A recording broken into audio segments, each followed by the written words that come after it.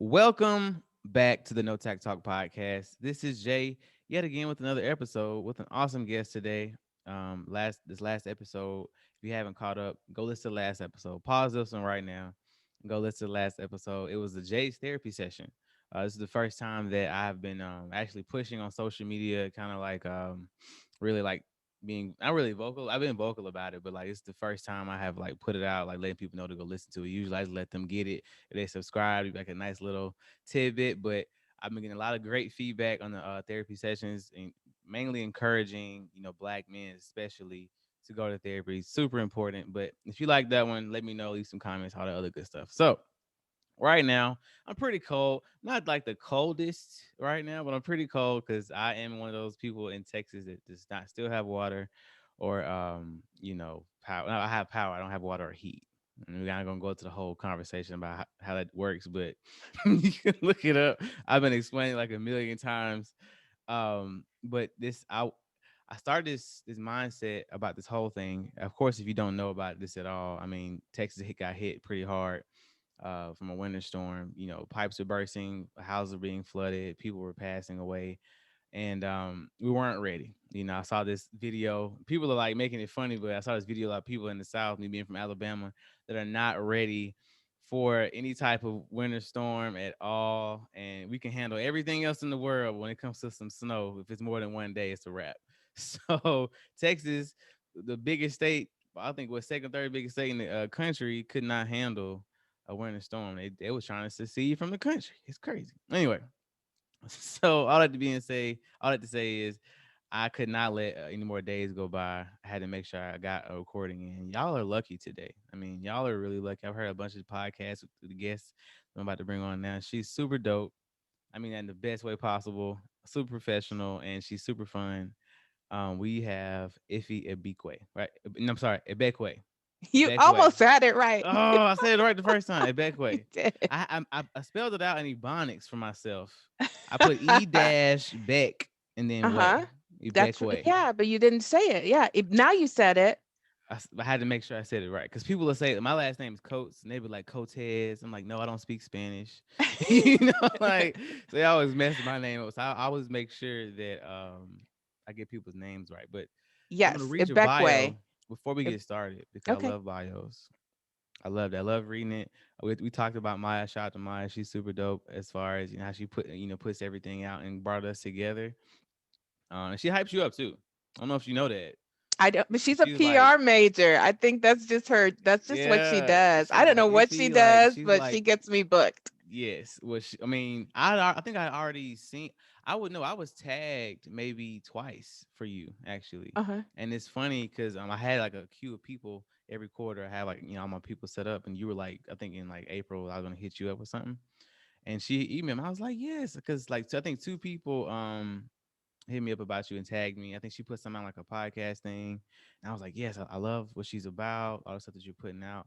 I'm loving you always feeding the beast with good content. You come out, you always call them corny videos, but they're not corny videos, right? But I love the information, that you put out. Anyway, so Mrs. rather Iffy. What's up, Mr. Right?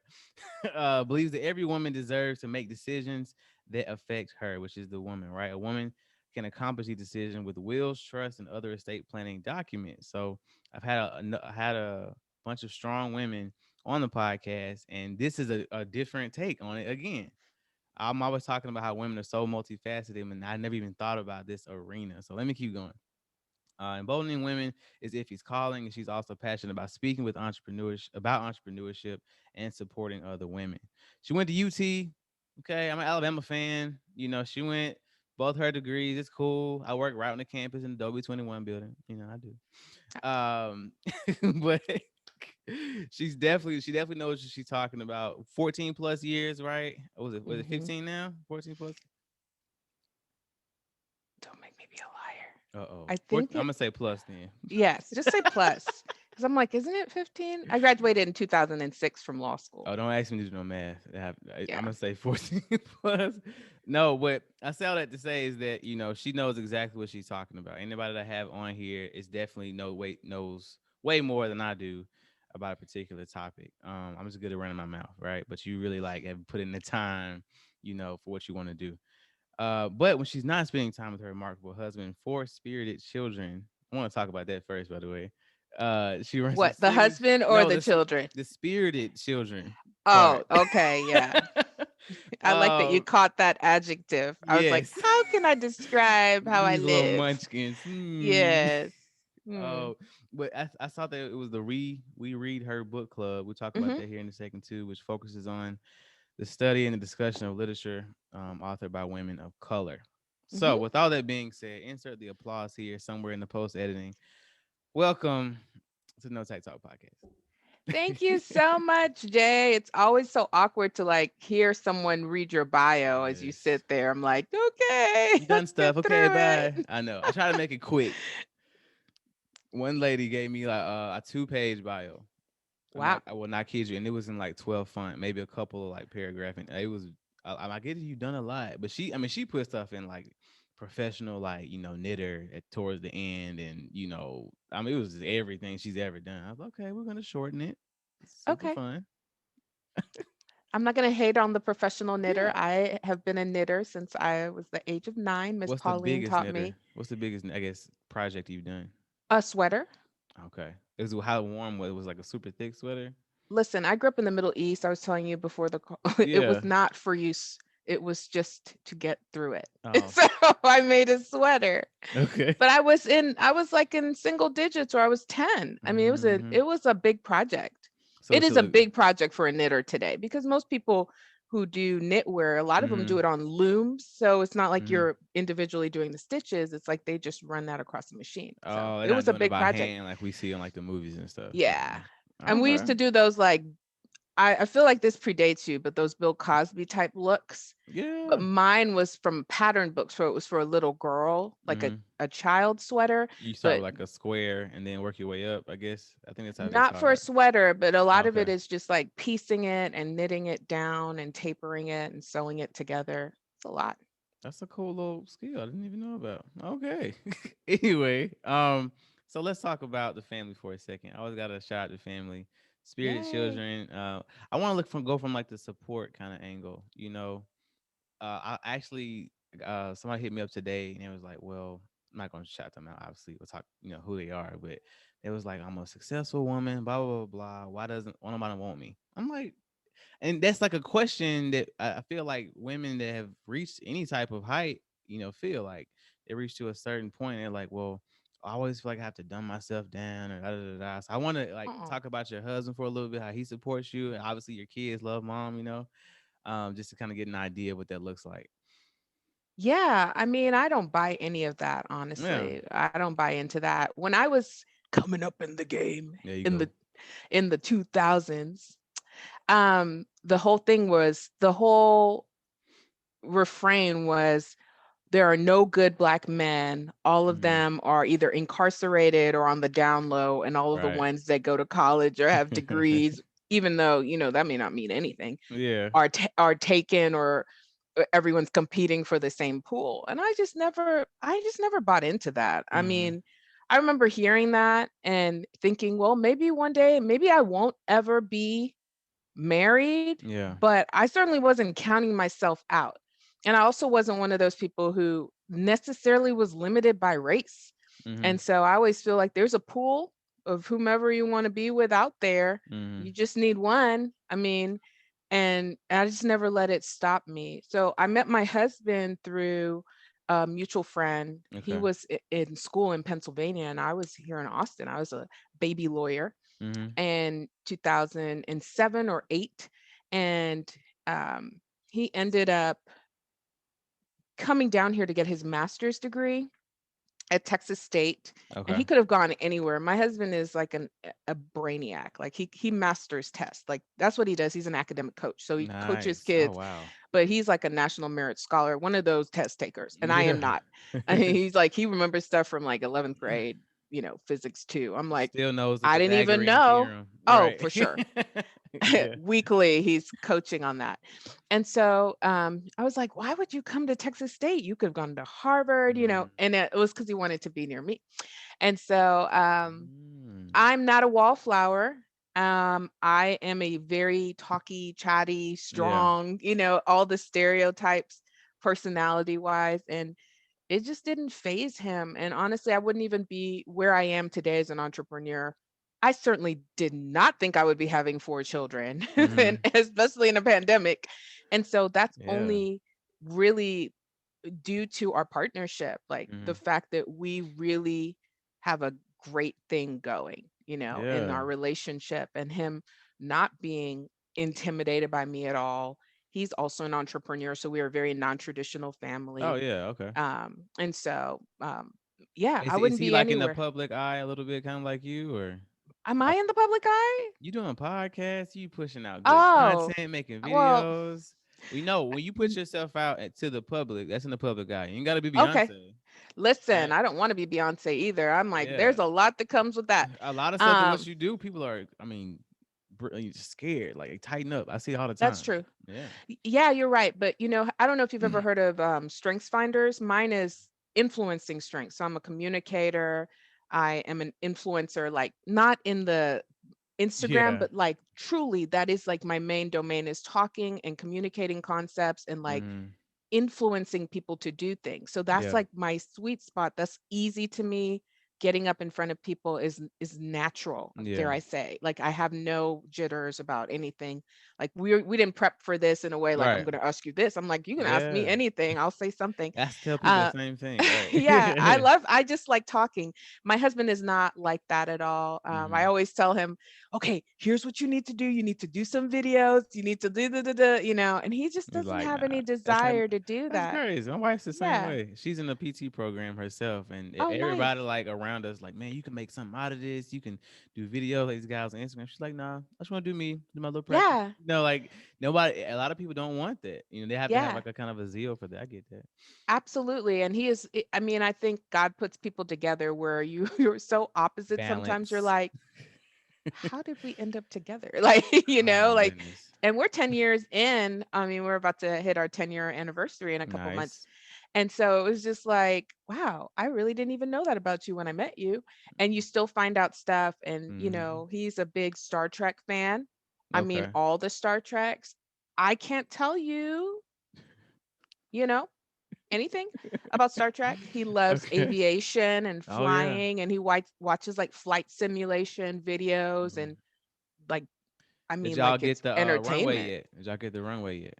I don't even know what that is. The But runway for the plane that he said you wanted the runway, right? I think I heard another oh, podcast. yes. Yeah. I've spoken about this. One of the reasons, and I should say this, we live in Arkansas.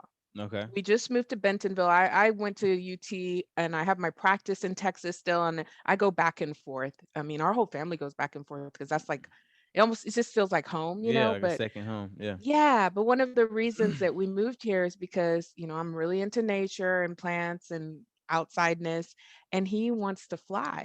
And Hmm. so there's a Need some municipal space for that. airport, Yeah. and I want to farm, I want to have some land, I want a homestead. And I was like, yeah, I mean, if we get to that level, you can have a runway, Yeah. I right? mean, how Why not? has he done the research about how long it has to be? Like the I minimum? guarantee you he knows. But I don't know that there are um Like on one of the small like private planes. It probably shouldn't be. It shouldn't even be that much. A I couple miles. guarantee you he knows. I guarantee you. What he won't know is whether there are zoning restrictions for it. Oh yeah, that's a lot of pavement. That's yeah, not even that. It doesn't have to be pavement, I'm guessing, because there's some islands where people still land on like Okay. like a dirt. Solid patch of dirt. Yeah. Exactly. It's just Hmm. no obstruction. But I bet you he would know. I don't even know how people do that, but I think people do have those sorts of things. So if Yeah. we that is definitely something that we have not crossed off our list. And I I'm like it. working my way up to like, first of all, the cost of these planes. I'm like, but Well, no, I the plane isn't the bad part. It's maintaining the plane, I think. all of it Right? The is gas, the expensive. fuel, the stuff you need to have. Storage, yes. Let the Lessons. rear view mirror go down, $300, whatever. Listen, I'm like, what do you mean it's not climate controlled? I mean, like, there's a lot. There are levels. Oh, I'm not talking private jets here.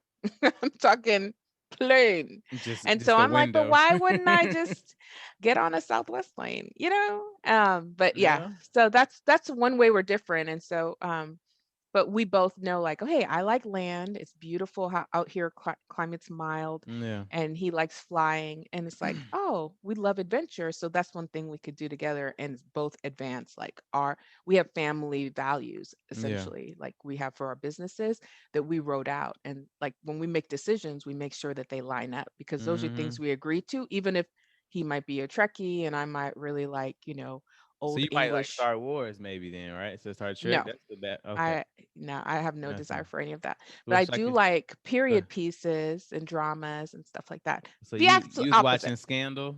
Did you like kind of see No, yourself that in is Scandal? not a period piece.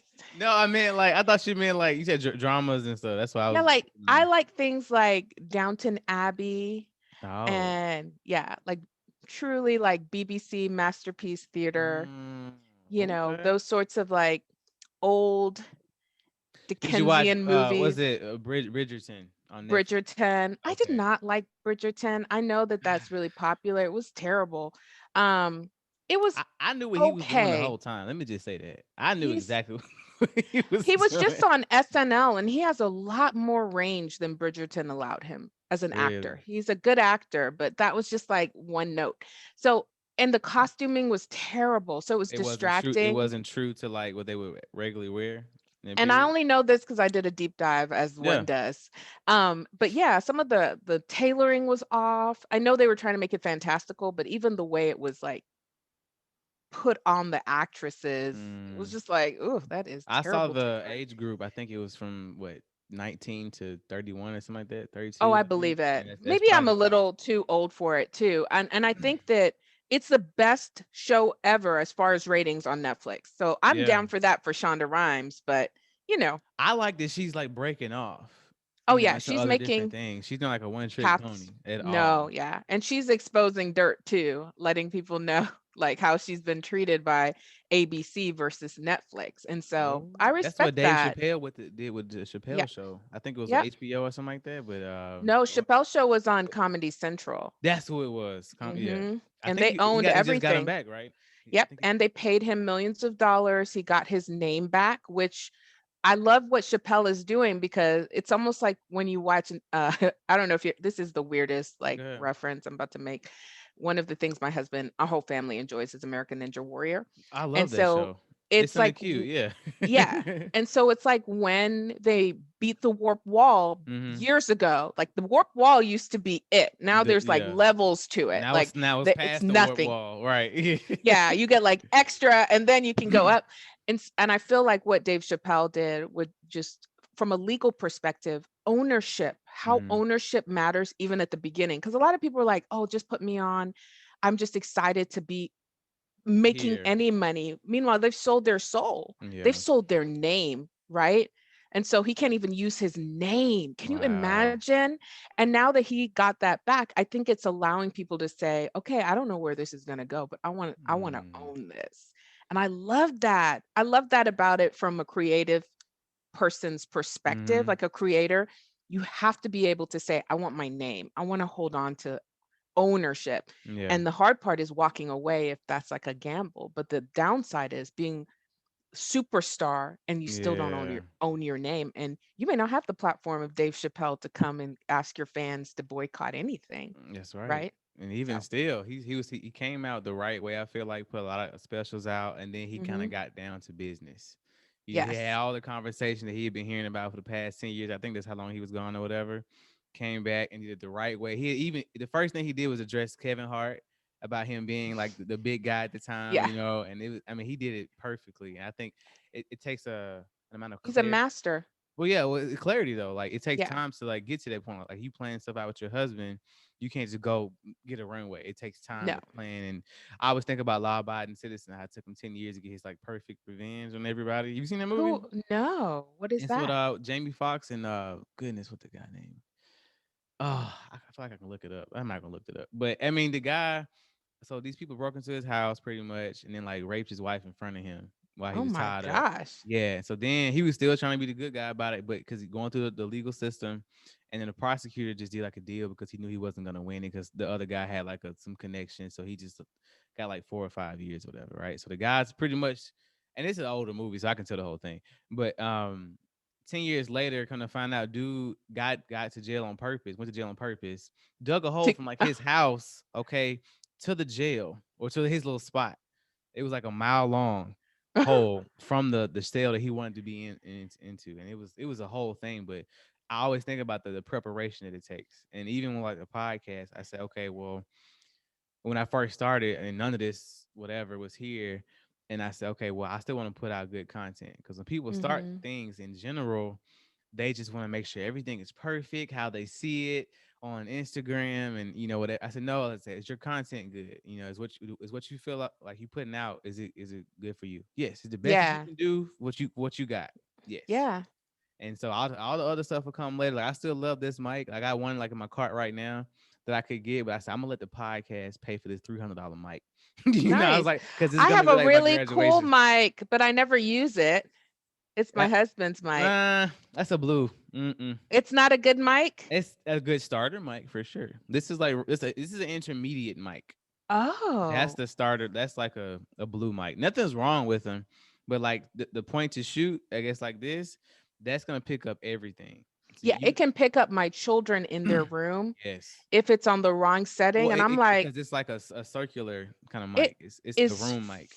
frightening how much you can hear on this. So I stopped using it and I just use, this is a noise Oh, canceling, it's just like a, great. yeah, this is my husband's. He uses it because my house is very loud, but this Shout is, out to he the husband. coaches in the evening. And so he has like his walking treadmill and then he can't hear us. And so Nice. oh, he can hear us, but you can't hear as much as he can hear. So, Okay, yeah, I get which I that. think makes sense. Hopefully it's working. So what I want to talk about how do you because like lawyer right is like when hmm you grow up I want to be a lawyer, I want to be a doctor, I want to be an astronaut and those police officer, right? We Right. always kind of hear about. When I actually see a lawyer, it's like, oh, I never see y'all ever, Oh, right? mm, I've never, I mean, you hear about people being lawyers, but like I never like, I can't think of the last time I even talked to a lawyer. It might be like weird for me to say, but just for me, like, I mean, you see police officers, but you see doctors because you got to go to the doctor. But like a lawyer, like y'all making money, y'all doing y'all thing. Might see y'all every now and then, but it's not. For me, it's like, how did you get to the point to where you wanted to be a lawyer in general? Like, was it like a interesting. always a dream as a kid, or No, right? not So what not how'd at you get all. So it's so there? interesting because I must just see too many lawyers. Well, I you a lawyer, see, of course you gonna see I lawyers. know, which is what is just so baffling about the profession. We're supposed to be a resource and a No. tool for the community, right? Mm-hmm. Because there are certain things that you can't do as a citizen that a lawyer will give you access to, right? Mm. Because of their expertise or Yeah. professional credentials, for lack of a Right. better way of saying it. And so it's just so interesting that you would say that because I have to believe that that is most people's experience. Mm. It's not like we're just out there, On the hey, hi, I'm street. a lawyer. Right. People don't know. People don't even think I'm a lawyer when I do legal presentations. They'll still ask me like what I do and who I Yeah. work for, what lawyer I work for. And I'm like, did you read the first line? They I assume you work haven't. for a firm or something instead of Oh, yourself. not even that I Oh, work what? for another lawyer. I did that for I used to look really young. I Mm. guess You nobody still says look that good. anymore. Oh, well, thank Oh, you. come on But now. I mean, like I was really young when I started. I was 24 and Yeah. I look like a baby. I look back now, I'm like, okay, I can see that. But a lot of times for women, especially like Black women, so 5% of lawyers in the United States are Black. That's Mm-hmm. a little number. And Mm-hmm. then when you drill it down to the, male versus female, I want to say there might be more men, but I'm not sure. But there are very few of us, is what I'm saying. And so when people encounter, particularly like a Black woman lawyer, they're just Yeah. like, what do we do with you? Like, what do you do? And I'm like, oh, I'm the lawyer. And they're like, oh, Mm. okay. So do you work for this other lawyer or are you his assistant? And I'm like, no, I'm the lawyer. I mean, I'm the lawyer. all right. So I never grew up wanting to be a lawyer. In fact, my husband just asked me a question. He's like, what did your parents praise you for that you did that you remember as a child? Because Oh, you that's think a good about question. like, what do your parents, that's a good question. What did you Oh. remember them praising you for? And I was like, man, my parents used to praise my art skills. Like they would take my art, go Hmm. to Michael's, frame it, mat it, pay a lot of money for stuff that I created and put it up in the house. Oh. And that was like, to me, it was like, me, you know, but Yeah. they made such a big deal about my art. Ever since I was 5, they would just frame stuff. Like, I mean, like Mhm. professionally have it framed and it's That's still what's up, up. right? Yeah. And so I just thought that was normal. And No. so when I took my SATs, like I never really took AP anything. I'm a Right. smart person that did not do more than I needed to get like A's. So I wasn't trying to be in honors and GT and Yeah. AP. The only AP classes, I think I took an AP Spanish, and then I took AP Art Okay. General, There you and then go. I took AP Art Drawing because I was going to be an artist. And so I remember Okay. telling my parents, I'm going to major in studio art because that's what you've supported my whole And life. they Like, shut it down, right? immediately, Okay, immediately, yeah. and not even directly. They had my favorite uncle come over, and I remember he's like, "Yeah, let's go take a walk." Oh, And he third I was parties you. like, they were like, "Whoa, have we encouraged our child too much? Yep. Does she think that this is what we want?" I'm like, "Yes, I did. Thank you very much." And so my uncle is like, "Hey, listen, now you're a great artist. Don't get Mhm. me wrong, your art is fantastic, but that's a hobby. Your parents didn't move to this country for you to become an artist." Yeah. Okay. Yeah, and so that was the end of my studio art dream. I actually Mhm. wanted to be like a studio art pre-med to kind of like branch, if you tell your parents you want to be a doctor, I almost would say that 90% of parents Mhm. and probably like 99% of immigrant parents would be Yeah. like, yes, Correct. doctor. And Doctor, so I, lawyer, I astronaut, right. right, it's doctor, lawyer, engineer. You don't have to Oh go to yeah, there you space. go. Engineering. There you Yeah, go. but you can do that. And in fact, I'm a lawyer. My older brother's a doctor, and my little brother is a mechanical engineer. So just to be that Wow. stereotypical, yeah. Your Okay. parents will never be upset with those professions. And so I started off pre-med. Just full disclosure, my dad was a doctor, and so it Okay. really was very normal to me to see him like that. And when we lived in the Middle East, I grew up in Dubai and Saudi Arabia and Okay. Doha, Qatar. We lived on compounds where everyone's dad was a doctor, or a Mm. pilot or an engineer.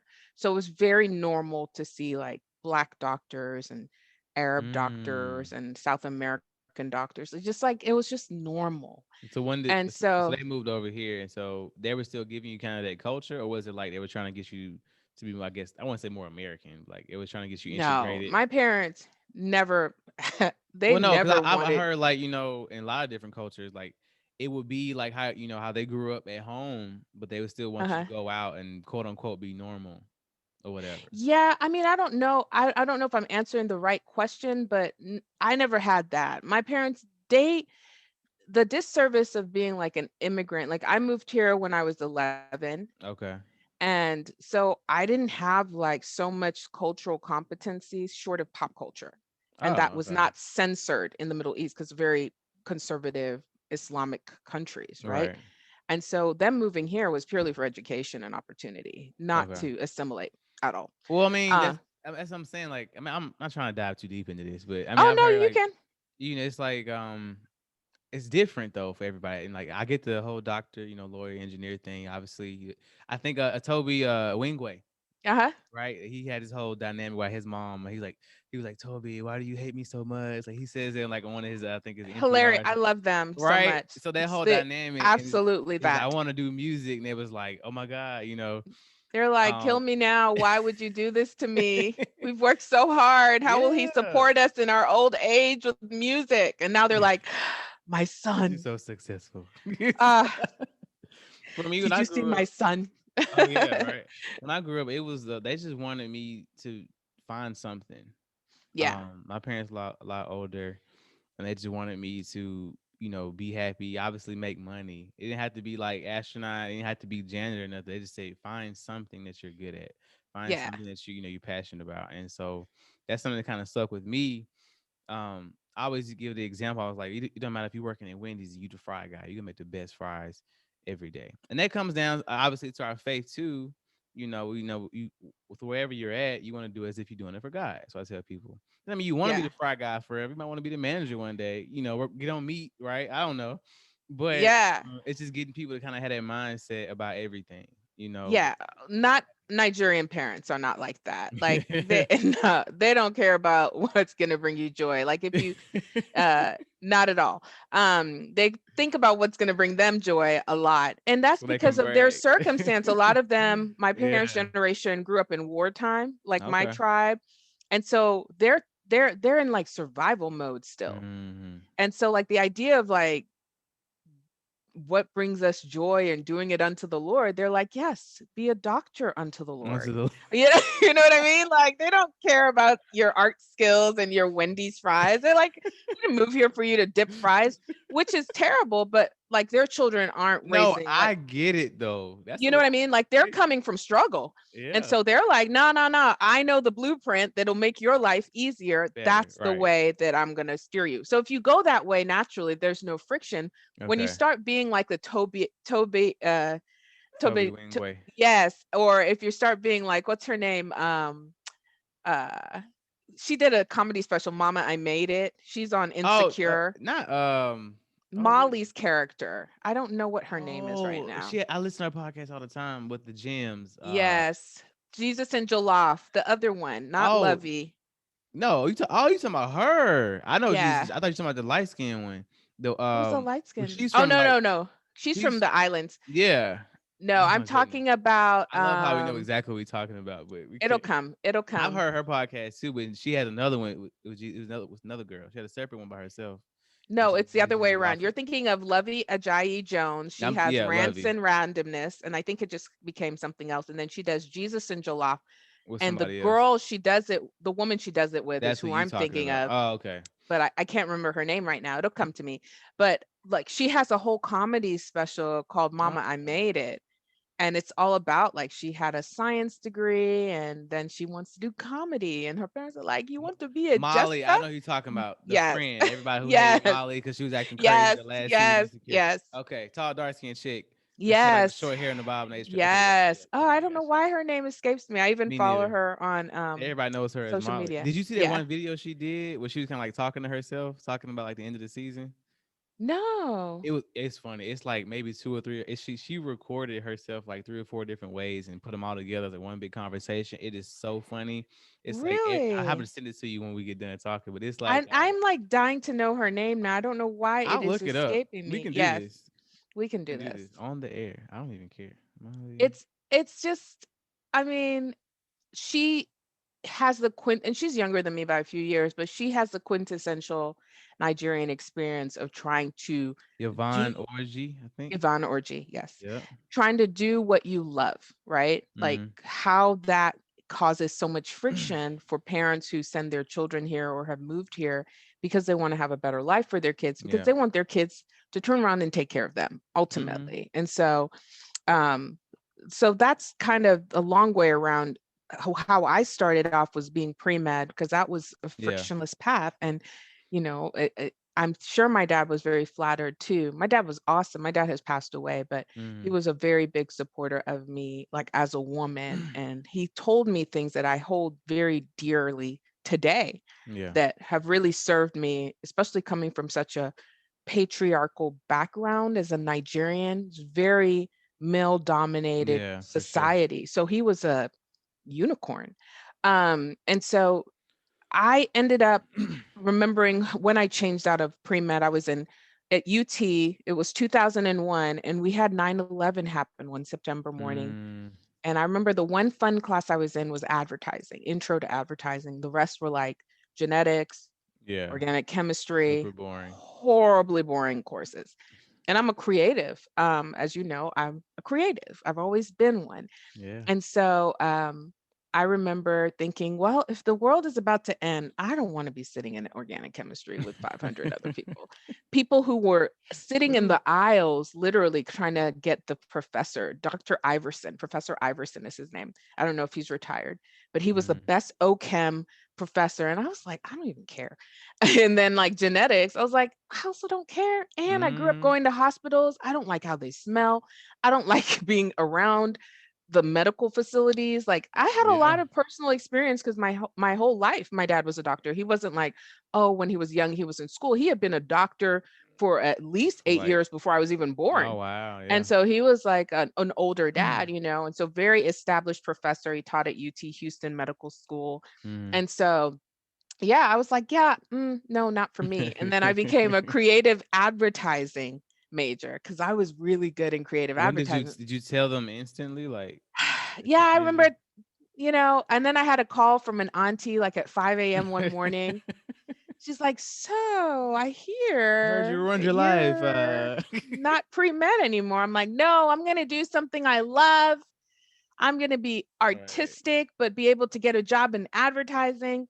And then I switched over to the College of Communication. 9/11 Mm. happened, and they were like, "Oh, there are no jobs." They cut advertising first whenever there's an economic downturn. And I'm like, the what?" Whoa. Because one thing I do like is like the stability of a job Yeah. and pay. And so that led me to have a conversation with my brother, and he's like, "Hey, you love to argue. Why don't you become a judge?" And I was like, "Judge? What does Mm. that take?" Mm. I don't even know if we had Google back then, but it didn't take any prerequisites, just the Uh-huh. LSAT. And so I took a course and took the LSAT, and ta-da, I got into UT and I'm a lawyer. And just like so, so Listen, when did you doesn't have realize to that you be like loved it, or this is like more of a loved passion? what? The law? Well, no, like being a lawyer. Because were you always the Oh, Wills Trust, and were you always in this state no. lawyer? No. I did not enjoy law school at all. Mm. I always excelled a lot in school prior to getting to law school, Mm-hmm. and I always did well. You know, I wasn't an exceptional like standardized test taker, but I was Yeah. good enough to get into a lot of things like naturally. And law school was the first time where I put in my effort and it did Yeah. not translate. And then I stepped it Oh. up and it barely translated. So I was Okay. not, you know, killing it in law school. That was the first time actually in my whole life I was not killing it. And if you think about the type of people that go to UT law school, I everybody's know. like, I've met him.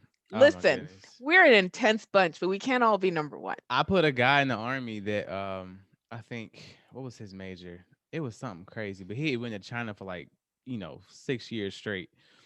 He went to do this abroad thing. I mean, Uh-huh. what tall, lanky white guy, really cool dude, knew a Mandarin like nobody's business. Like said it like if you weren't looking at him, you thought it was somebody like Really? yeah, it was crazy. And he was like, he said, I'm just tired of the bureaucracy of it all. Because I work on UT, and yes, I already know how it is over there. Like me being a recruiter, anybody listening to me no ways. I'm working with RTC and do everything I can. But what I did find out is the culture of that, that I guess the where you have to be. And Yeah. sometimes what I talk about too is like, okay, well, everybody's on the same path that you're on. And my spiel is like, well, you're gonna need some type of hands-on experience. That's gonna be the only thing at this point. I don't care if you've been to China 10 times, bro. Like, you need Mhm. something that sets you apart from everybody else going to the same epicenter. Like, what's gonna make you different? In these 200 other applications from UT. So, uh, I always think it's interesting with how people try to make themselves proprietary. It's one of my Yeah. favorite words. Like, what are you doing different? What are the roles and the I think I had so much fun listening to your other podcasts that you've done. Oh, oh It's fun. gosh. I don't ever listen to them, by the way. I never listened to mine either. I can't. My wife, she makes me listen to them in the car because she hadn't heard it yet. Yeah. I'm just like, oh, because I like remember, something that happened. Like I might hit the mic and I could just see the whole thing in my head. It's wild. But people are like, it's good, it's good. I was like, that's cool. I put it out, it's done. Because not as soon Yeah. as I I press don't. publish, it's out of my head. I'm like that. I mean, I don't press publish. That's why I could never have a podcast because I would have to at least listen to my own voice. You And don't. You no. you have to like I do like the sponsorships and things like we'll get that here in a second. I need to put it in here, but you really don't have to do it that much. Yeah. Because you do the conversation, it's good. So unless you tell me like, hey, I need to cut that out, then I gotta go find it. You really don't have to listen to it that much. I push it out. I feel like it's good. I usually pray about it first. Boom, done. And then you're done. That's Well, it. that's really good. I mean, I It's love like being a writing a guest. letter. It's like writing a letter and then burying it every. Yeah. I love guesting on people's podcasts. That's my new way of like getting the message Mhm. out there without having to like It's a put together a show. It's yeah. This so that's why I made mine like to me. And so Hmm. people I saw I think it's like a Super Bowl commercial or something where a guy like wanted to do like a burger joint, and then it was I think maybe H&R, but I don't know some financial institution, And I'm the first thing I thought was like, okay, everybody making a burger joint. Why would they use this as an example? And then they got to the point with like, well, you be the best burger joint for your area or your region. So people say, I'm not gonna do that because a million other people are doing it. And that's why I always say, okay, what makes you proprietary? Like, cause ain't no What's other different? J Yeah. but me. I'm the only J. Can't nobody Yeah. J like J. you know? That rationale is what keeps so many people out of doing a business. They're like, well, somebody's already doing it. Yeah. Have you So looked at how many waters are being sold at HEB? so They many. have a water aisle, So many. a water aisle, The same water. and you can get it at home for free. That's a big hustle. A river full Bottling too. water? Yes. No, bottling air. Have you heard about that? No. Yeah.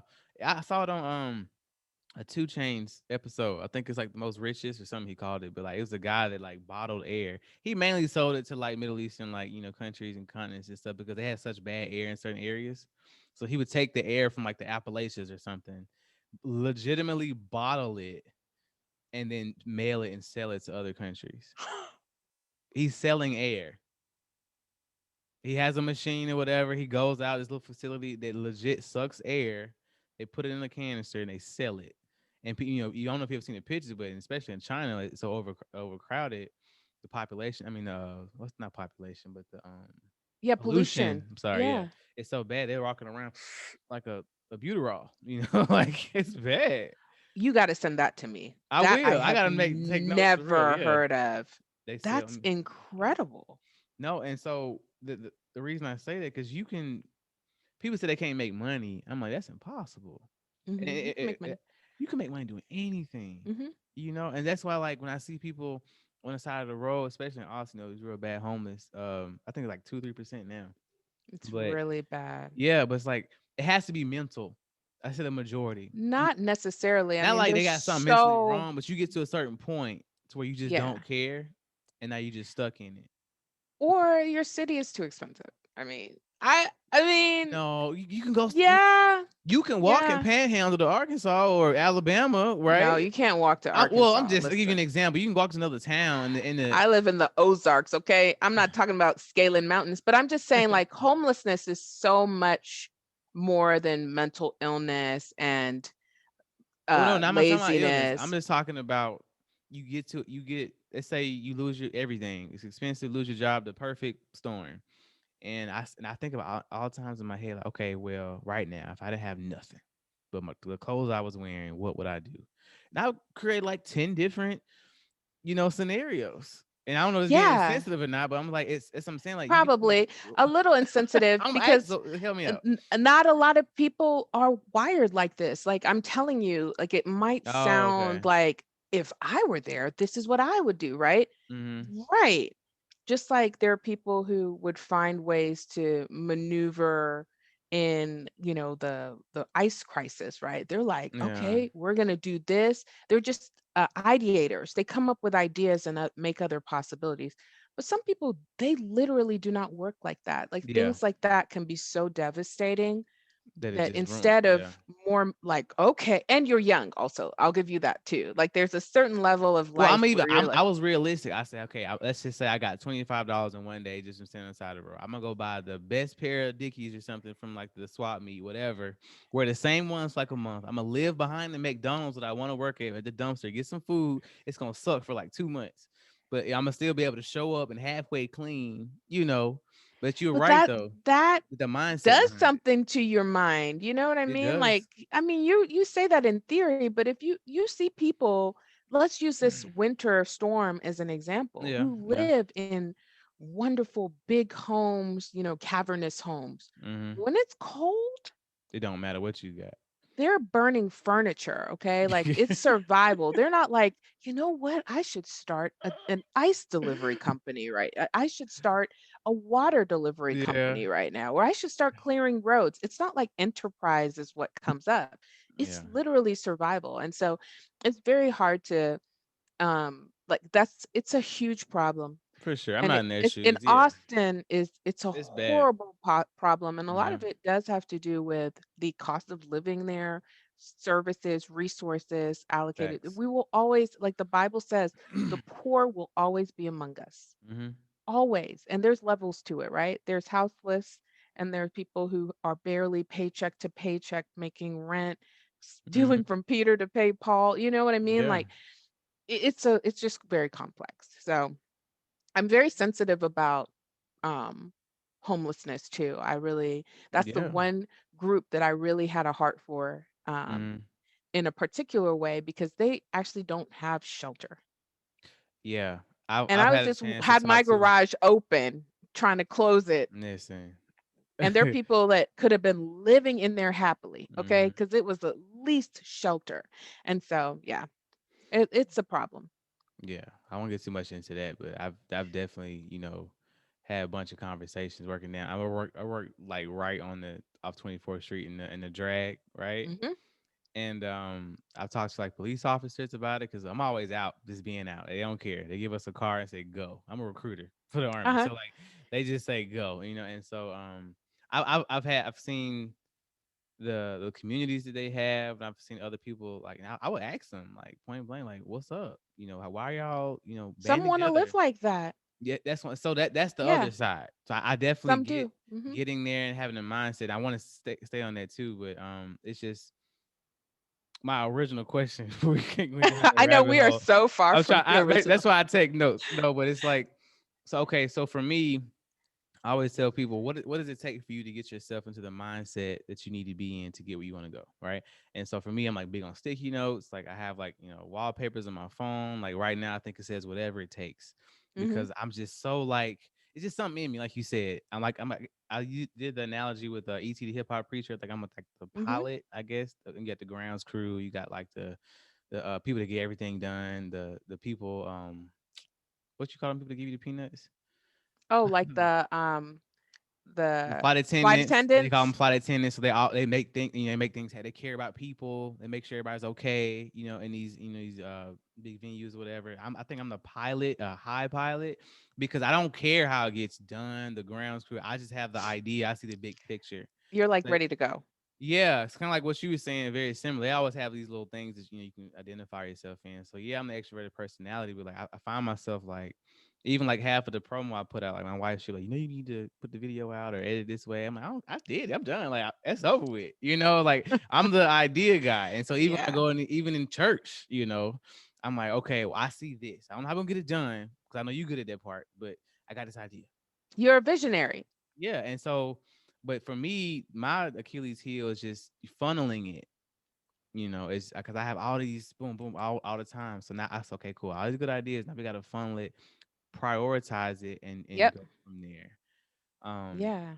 And Anyway, I think because if you're someone who's a high ideator, like you're good at coming up with like more, like yeah. being able to manage the amount of like creativity in your mind is a Mm, huge, and oh not to goodness. like throw it Yeah. away, but like to just, like you said, like sometimes you may need to have a notepad just to get it out of your head. My notes in my phone is stupid. Yeah, like your notes right now, you said Yeah. you keep notes because we could talk like this And for never hit hours. lawyer ever. Yeah, You because know?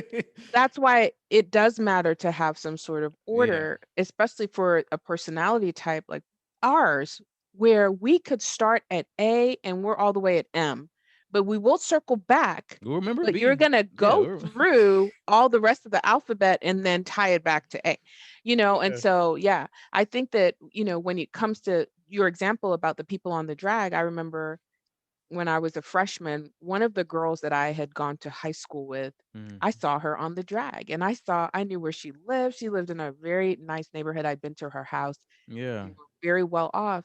And she said she had just chosen, and she was like honors, AP, graduated top All of the that. class. And I couldn't Yeah. believe, I was like, what are you doing? Like, you have a home, you have a family. I don't know her whole story, but Mhm. she said she wanted to be out there. And that was the first that it just blew my mind. I'm like, what do you mean you want to live out on this dirty Yeah. street with some dogs and some, people who, are just hanging out outside with pets, because Right. it just was so different from I grew up in Sugarland. So Okay. I have no reference for this living. Yeah. And but it did give me an empathy for it because I realized, oh, you know what? Some people, I remember hearing about one of the people who used to live on the drag, at least in the last I'm older, so this is to be in the last 22 years, Okay. was a former professor at UT. I don't know if that was mental Wow. illness or sometimes people just want to let it go of the baggage of everything and Mm, just have a communal existence like that. I wouldn't and you wouldn't, but there are people who are in their right minds who are choosing to live like that too. And then part of it mm. is like they don't have to hustle. They don't have like reminders on their phones. They don't have Nope. phones. They may have a lifeline though, I've noticed. Like sometimes they have a lifeline, When it right? get So real, they real can bad. Yeah. yeah, and they can go home. Some of them can. And so yeah, it's just people are complicated. This is Life is sum it up. complicated. They are. Yeah. So I was when to get I want to talk about what you do as well. Obviously, I know we've been talking about it a lot already. I love it, and this is really what I wanted to do because I'm loving this side of you, and it's great. Um, so I was thinking about my will maybe or an Mhm. estate that I could have. Now again, I'm asking from like the consumer, like from me standpoint. I had other friends on here. He's like, I have a financial consultant who's my best friend. I have a realtor who's my best friend. I did those back to back so people can kind of get a dynamic, get your finances right to even buy a home type feel. So Yeah. but now we're thinking, obviously generational and we're making sure our kids are taken care of. And it's one I was thinking like even this morning, that's one of the biggest flexes that you can have that we never really like mention on Christmas. We just say, "Oh, we got the nice car. Oh, he has a nice job." Oh, like you got an estate plan?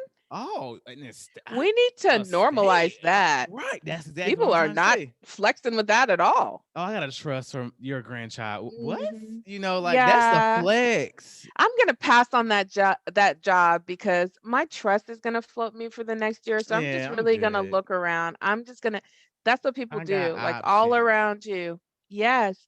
I think that that has to be a normalized conversation.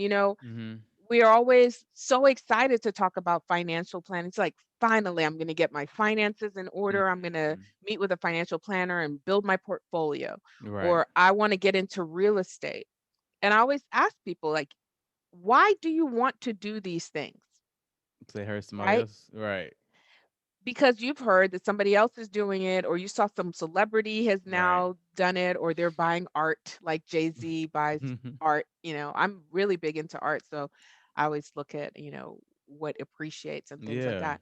And so he is one of those, oh, he's a billionaire, or, you look at Elon Musk, or you look Mm. at Gary V, whoever the Yep. person is, Rachel Rogers, and you see these people elevate to these positions where maybe even a generation ago when we were coming up, we didn't even have as many role models as we have. And Mm. when it comes to Black people that even look like us, right? That were public about it. They've always Mm. been there.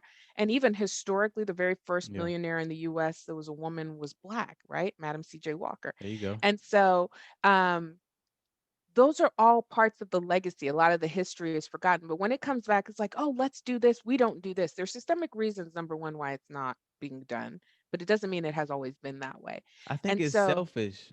I think no, No, no. I'm well, saying. Well, I mean by saying that, I think like people are so worried about themselves now and winning the lottery oh, now, whatever else now. yeah, I don't care about present. 20 years Yeah. from now, and they don't. They live in the moment. They don't And worry that's how about we're that. raised. Like we Yeah. are a very instant generation. Mm-hmm. And I think even more so for my kids, like even my baby, she take a picture of her, she wants to see it. And she's 11 Yeah. months, but she already understands like there should be an image. And when Yeah. I Right. grew up, you're like, You we'll had to see how it wait. comes out, Right. Yeah. or I took photography in high school and we developed pictures.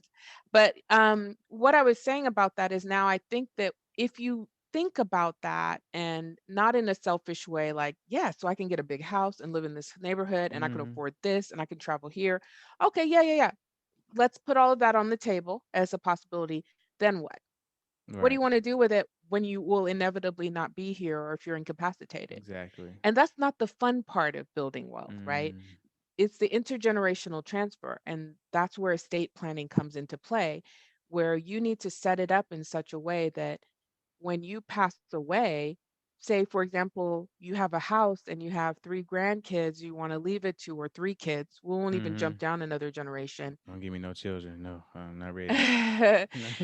so if you have three children who are inheriting one house, what does Yeah. that mean? We know that real estate and land equal wealth in Mm-hmm. America. holding on to it generationally equals more wealth because it Right. appreciates in most circumstances, right? Mm-hmm. So if you leave it outright in a will, even, or if you don't do anything, the state has a scheme for it. It's called Mm-hmm. intestacy laws. So they'll figure out how to divide your property. Say in a scenario you have three heirs, three siblings. One of them wants to keep the house. One of them has a bunch of debt and wants to sell the house. Mm-hmm. And the other one, maybe they're indifferent or they just really It's don't just like, care. And yeah. it's like, it doesn't matter. So you have this one person, they have options. They could buy out the other two, right? Or they could own it collectively, and the Mm-hmm. second one still has debt. And it brings up so many horrible scenarios where the most likely outcome is that that house will be sold Yeah. because that's Just the put it fastest 33 and way a to get. third and be done with it. Yeah. We're done Okay. with each other too. Bad feelings, but everybody got some cash and thank you for your life's work.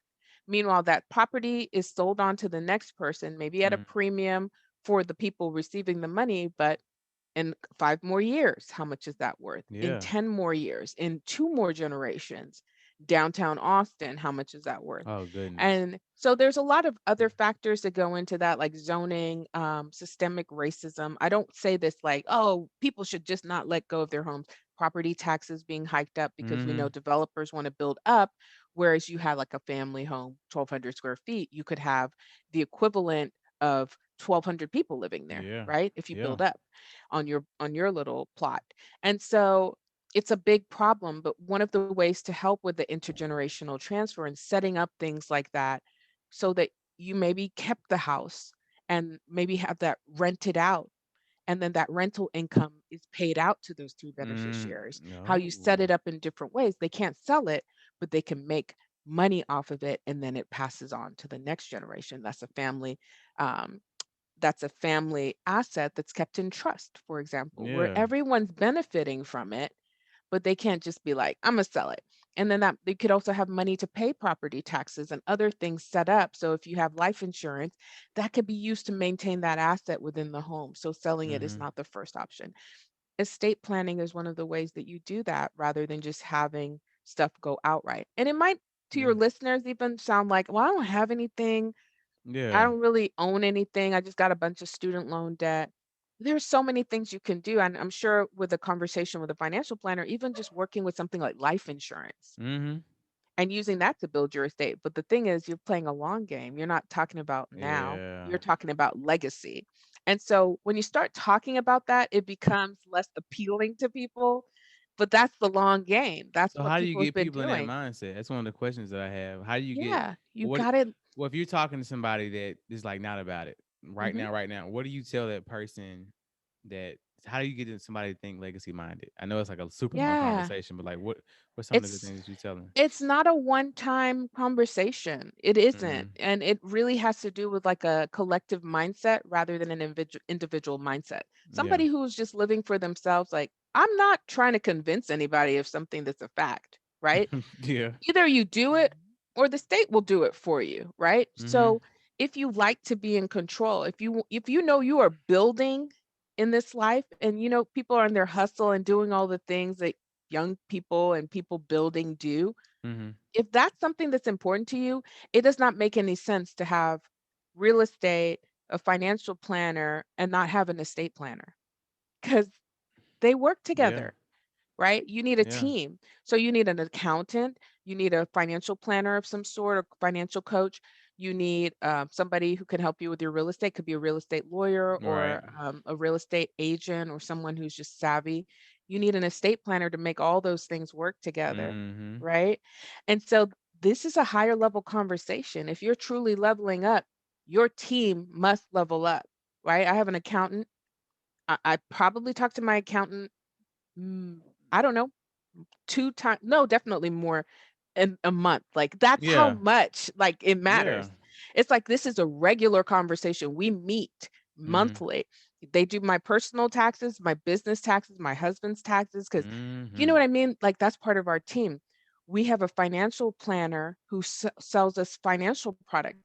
You look at things like life insurance and disability insurance and long-term care insurance, saving for college. Mm-hmm. It's a whole thing. I don't do all those things. I don't even know how to do that, but they Which look at the risk that yeah, you want to okay, yeah. take.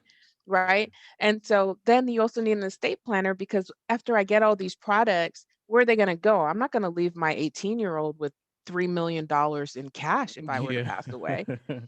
And Right. also, if you have kids, you can't leave kids property outright because it has to be held in some side kind of trust and managed Mhm. by somebody like a guardian on behalf of your child or a trustee. And Okay. so, if they have children, they need to have this conversation. If they have any desire to like pass on and not have their what they worked for squandered, they need to be Mhm. having this conversation. And it's not a one and done. It's really, you got to kind of keep hearing it Yeah. and then learning about it. And it's not something that's been taught. Most of the lawyers who do what I do are old white guys. I mean, they're Mhm. like white guys, like they're not looking out for They don't um, care. You average right. person. They have multi-million dollar estates and their firms are making a lot of money just Mhm. working with that family and generationally. And you see like there's statistics that show by 2053, there's a report put out by Prosperity Now, Black people are on track to be worth zero. Even with all this hustling and getting the bag and Wow. securing the bag, you're not Yeah. transferring it, so you're Not losing wealth. transferring the bag. Oh, That's how you keep it. that is a great podcast episode title. Transferring the Mm. bag. Don't just get it. Whew. Don't just protect it. You have to transfer it. And when it That's comes to good. like our Latinx Yeah. brothers and sisters, 2073, they'll be worth $0. This is pre-COVID. Mm. So, that obliterates our So they communities say first. that though because um our parents, well, at least my parents and my and people around me, my generation, they just wanted you to be successful. It wasn't a legacy mindset. You get I the think house, it the was car, the whatever, survival. and it feels like yeah, it's just that'd be it. It'd be Yeah, hard enough to hold on to that property, much less have planet. another two properties or plan for your grandchildren. So it's Yeah. kind of hard for people to think legacy mind. That's why I ask is like, you gotta surround yourself with greater and better so you can know that it's even attainable.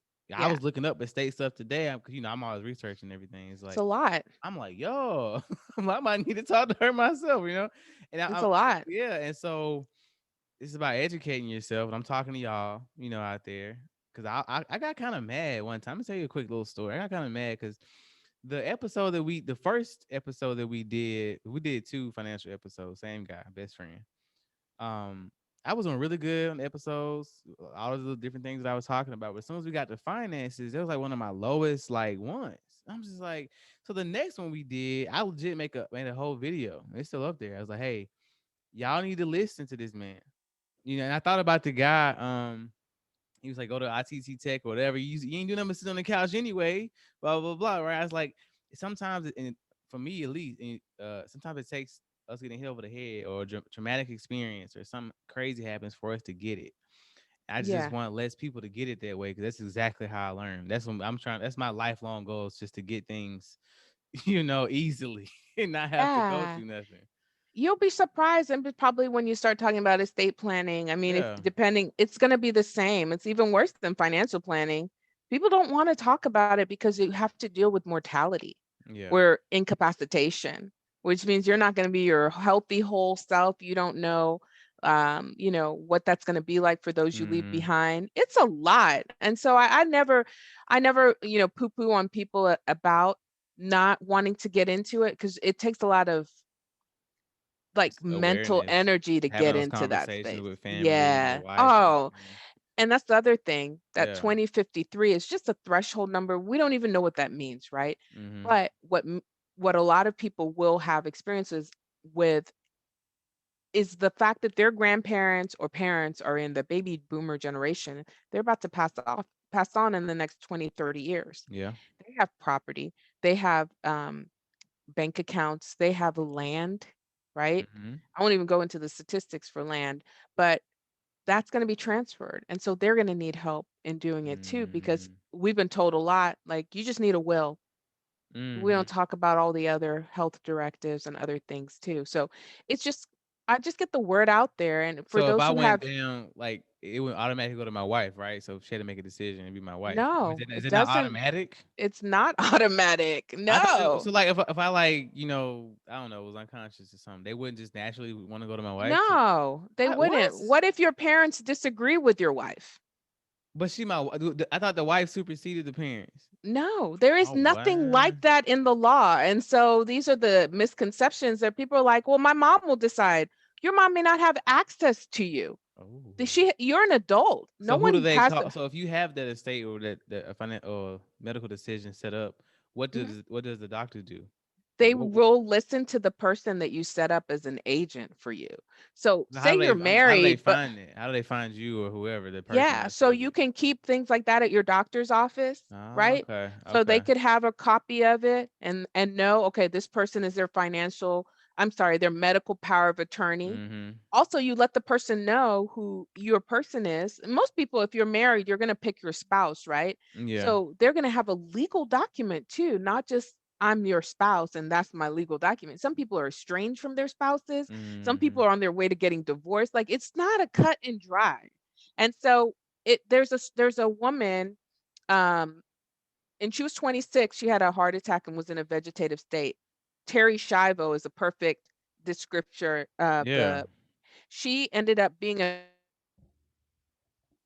You muted yourself.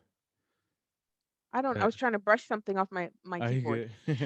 So Terry Shivo ended up being in a coma after having this heart attack at 26. She was married, no kids. Mm-hmm.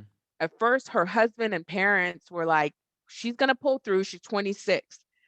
Then her husband started thinking, you know what? I had conversations with Terry. She told me she didn't want to live like this. This was like years. They had her feeding tube, breathing What? tube. And then the parents were like, no, God's going to come through with a miracle for her. And we don't believe in, letting Killing her. somebody? Yeah. Yeah. And it's not killing if they can't breathe Well, on like their own. Right. But that's that's tough. tricky, Right. God. Yeah. Because who do you listen to? Do you listen to her adult husband or the parents? And the whole time they are fighting in court at that Yeah. point, they're paying for her medical bills. Now lawyers are involved. You're paying for lawyers' fees and appeals. And then it became one of those like political things where it was like a right to Mm, live versus a right to die. And all that started being swirled in the media okay. for years. I think it almost, I want to say a decade, and I need to look this up, but I it remember was the name for sure. Yeah, it was a Terry whole thing. Schiavo, and she was Yeah. in a vegetative state before she died, and the a court finally said, "No, just unplug her and we'll see You what think there's a happens." scripture about that, or like some type of understanding?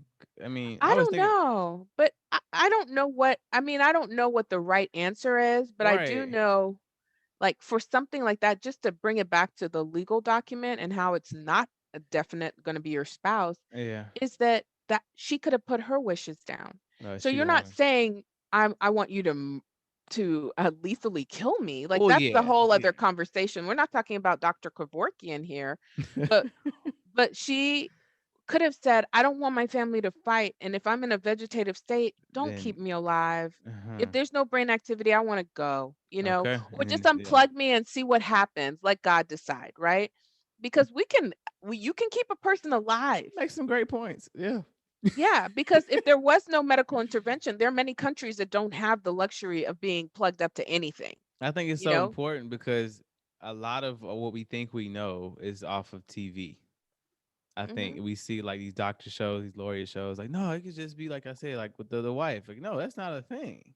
Yeah, it's It's not a it's about thing. educating folks to like, no, like you need this. You need to know this information to like have a successful life that you post on Facebook. you Yeah. know? And it's one of those things also like the hospitals don't want the liability for making that call for you, Mm, right? They don't want to decide between two parents fighting over their adult child, yeah. right? And that Yeah. happened in COVID where, It happens all the some time. yeah, the parents might not agree. They're like, this is our 30-year-old, he's gonna make it. And the other parent's like, there's no brain activity. Can you imagine what that would do for a marriage? Versus this is what he wanted Mm. and I don't agree, but they're not making the decision. Can you imagine the conversation if you got the estate and everything prior Yeah. to getting all the arguments out even prior to something maybe happening? Yeah, or just saying, yeah, these are my wishes, just respect them. It's. That's It's not crazy. saying like I'm choosing to die. It's saying that I don't want to be propped up to be alive, just to Yeah. be alive and be a medical burden to you I don't all know what I would and want. stall everybody's life. Well, that's part of estate planning is thinking through that and making those Hmm. decisions. And I have to say, when people are going through that form in my office, that's the one that usually takes the most.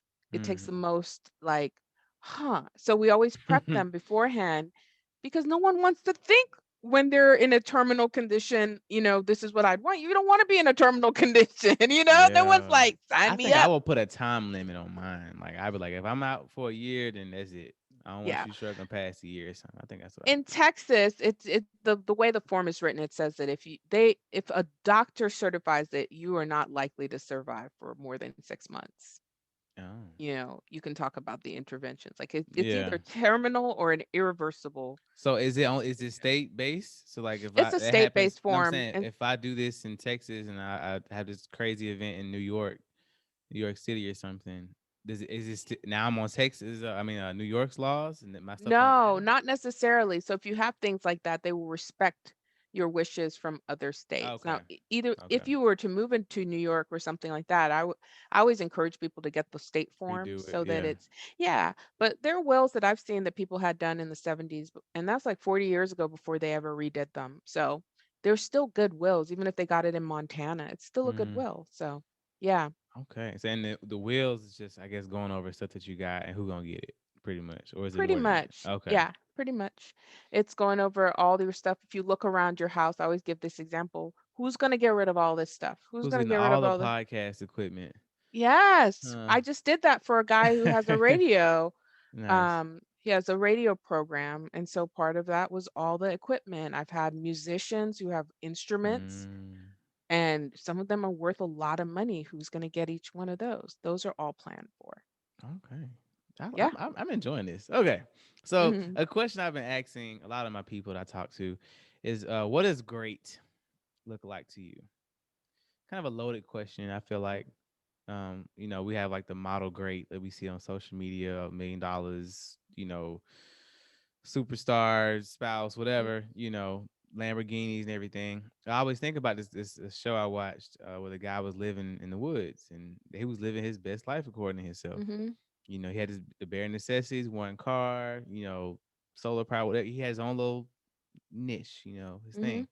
And so for you, what does that look like? It doesn't have to be monetarily, it could be, spiritually, mentally, whatever you want to take it, but Yeah.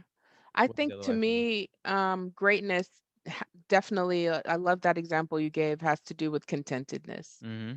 and just being content in whatever phase of life that you're in. I'm not one that says that you need to make it to seven figures in order to be great or you need to be known by X amount of people. Yeah. I do think like living a great and rich life is one that involves and revolves around being content in all Mm-hmm. seasons, which is hard. Yeah. And then also having a values driven lifestyle, like having things that are a north star for you, not just, oh, that kind of feels good to me. That Mm-hmm. sounds about right. Like I don't want to be my moral compass, because Mm. my emotions can do this, but Okay. contentedness is like this, Okay. despite it's like a north star, and so for some people that is, their faith. Like I am a follower of Jesus Christ. And so to me, when I think about like the writings of Paul and he talks about contentedness, like I am triggered, okay? Because he's like writing from a jail, talking about being Yes. content, Listen. and I'm Yeah. not content when the temperature in my house is not calibrating the way that I want it to be, Yeah. and so that's just that to me that I don't even know that it is aspiring to greatness because I just don't Well, think your that version of great, your version of your own contentment. I think they're yeah, interchangeable. contentedness is So, something that I would love.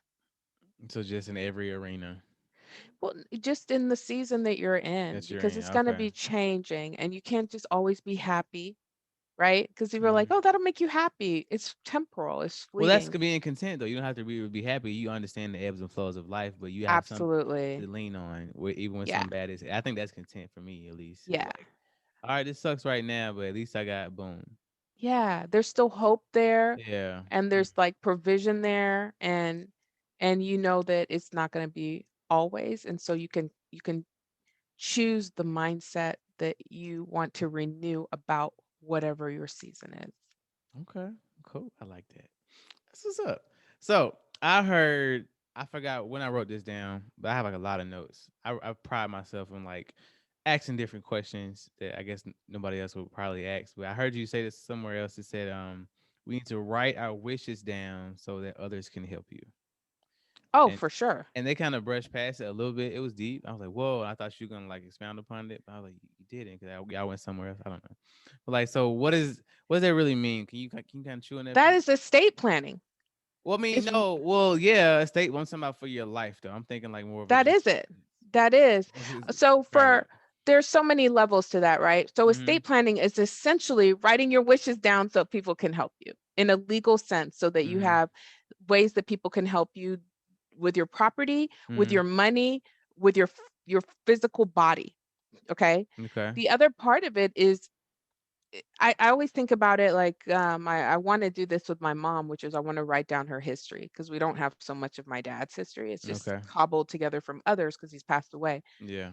But learning about people is another great way of like building legacy. So if there's any way to document your goals, your wishes, like your dreams, whatever it is, in a Mm. way that it's you can give that to someone as a way to communicate like you, you Well, know? I was thinking that's what I do for my friends. So like, I was going through some stuff what a month ago, and I hit one of my friends up like, "Hey, I need you to hit me up more." I Hmm. said, This is what I need." I Yeah. said, I ain't trying to be crazy, be funny. Like, I just need like, I know I'm usually one I was hitting other people up. And I say, hey, I'm gonna need your help, so assistance in these next trying times. Yeah. That's what I instantly thought about. And so it's just, and I thought about making ourselves available so people can know that they're hurting or feeling or need a thing. It doesn't have Yeah. to be sad. I tell my wife like, hey, I need some chocolate chip cookies probably like once a week. Like, just simple stuff, right? But you have to communicate that because Yeah. I had a horrible like interaction with someone who I let down greatly and it Mm, pained me because I didn't even know I was. I thought I was doing the right thing by giving them space, right. right? Because I had been told like don't don't ask, it's a very sensitive time. Mm-hmm. And they saw it like you didn't even care at all. And I thought I was following the rules, Mm, you know? And so that's why it's so important when everything is good, to kind of have that boundary and say, here's what I need. And it also involves asking for help too, right? And not mhm. expecting people to do things the way that you would do it because that's not fair. We're not all the same. Yeah. And I think the winter storm is a wonderful example of how we started talking to our neighbors and asking them for help and Mhm. offering help in ways Yeah. that we're not distracted by the phones of it all and the internet was not Mhm. in existence. You had to sit, and I had neighbors in my old neighborhood in Austin who took in people Yeah. from across town because they didn't have heat Yep. and had to find food for them and like melt snow to flush the toilet because now they had Yep. a whole house full of people. We're not talking about COVID protocols at that point. They're just talking Yeah. about basic survival, right? Mhm. And that involves being able to offer, but also to be able to say, I really need help. Like we got to get Yeah. out of It here. was even Like hard it's for me. I was just telling you cold. about that. It was hard. We got to a certain point, and it's just like, I'm cold.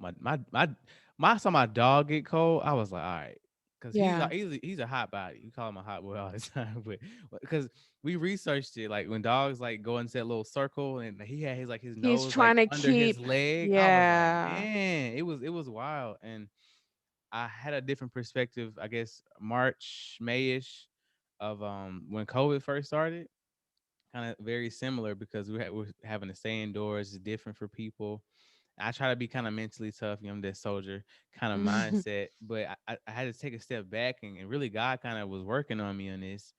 Um, it's like a renewal, is what I was saying. And so when I was telling people this, it came off as like, nah, man, you don't understand. You being insensitive. I was like, well, no, it's kind of like I was looking at businesses and how they were able to pivot to, more of a virtual standpoint, like early on. Now it's like a normal thing again, right? Mhm. But they were ready for it. And Mhm. I said, were you ready for this? Were you ready for this pandemic? Like in the most basic of sense. They were like, well, not really. I said, exactly. And then I said, I felt like I was like at least kind of ready, but like when I see major things like this, my therapist told me, she was like, well, you're not one to go down a rabbit hole. And my wife was just talking to my mom the other day. I'm promising to get to the point. But she said, we said the same thing. I was talking to my wife one day, and maybe like 2 days later, she asked my mom the same question. We both said the same thing.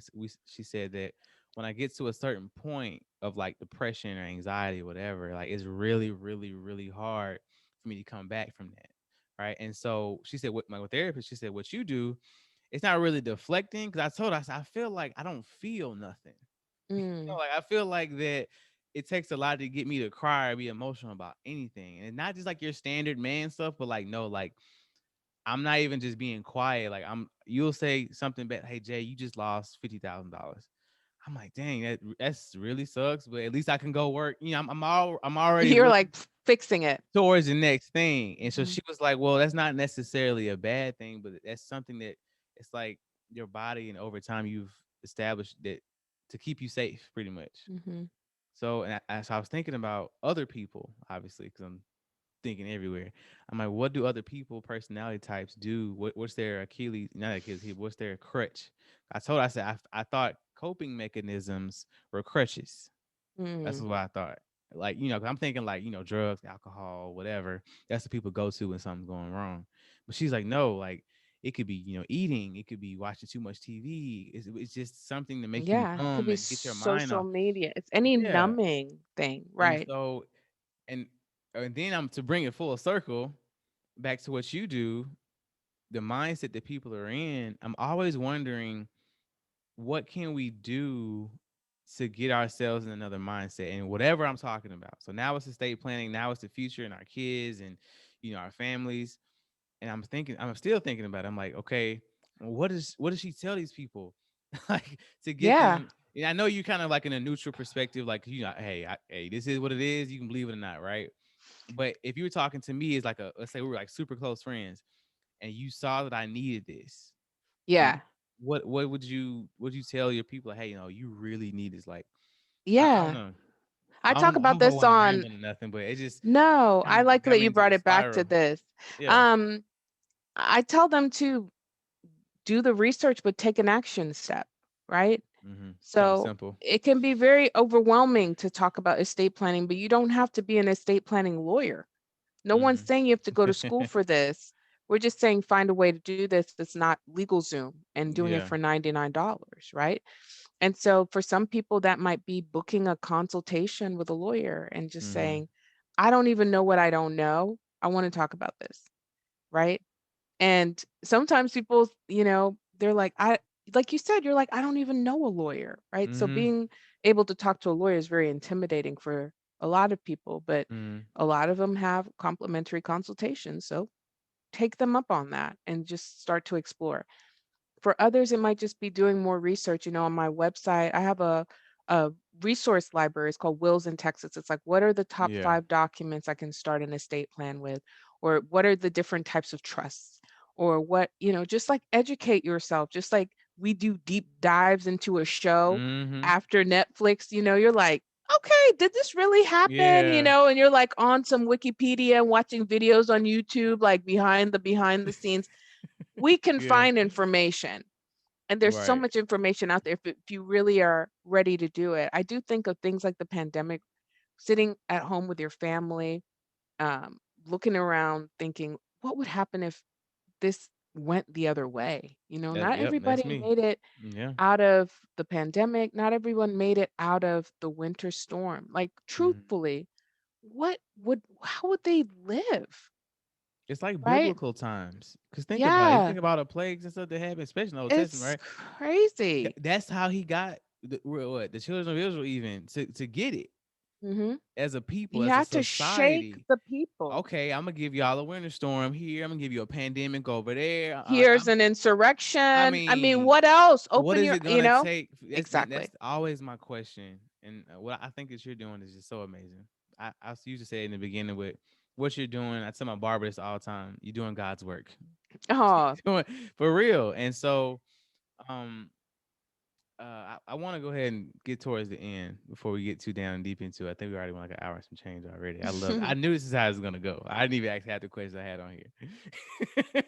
Last two segments, right? Is there's a staple here. It's probably the only rigid thing on the podcast is that we always have to hit.